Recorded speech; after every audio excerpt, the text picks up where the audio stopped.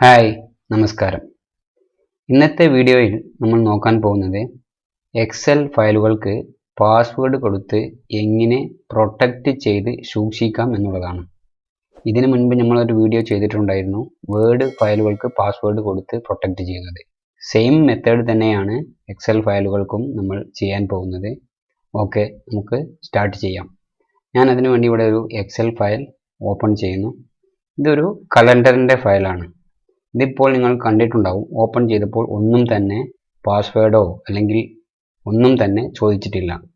ഇനി ഇതിന് പാസ്വേഡ് കൊടുക്കുന്നതിന് വേണ്ടി നമ്മൾ വേർഡ് ഫയലിൽ ചെയ്ത പോലെ തന്നെ ഇവിടെ ഫയലിൽ വരിക.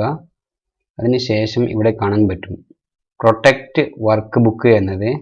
അത് ഇവിടെ ക്ലിക്ക് ചെയ്തതിന് ശേഷം രണ്ടാമത്തെ ഓപ്ഷൻ എൻക്രിപ്റ്റ് വിത്ത് പാസ്വേഡ്.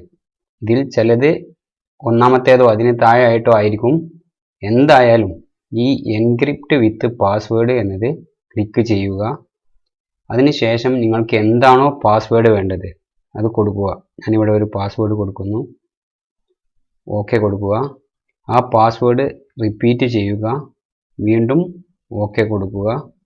അതിനുശേഷം ഇവിടെ സേവ് ചെയ്യുക. അതിനുശേഷം ഞാൻ ഈ ഫയൽ ക്ലോസ് ചെയ്യുന്നു. ആ സെയിം ഫയൽ തന്നെ നമുക്കൊന്നും കൂടെ ഓപ്പൺ ചെയ്ത് നോക്കാം.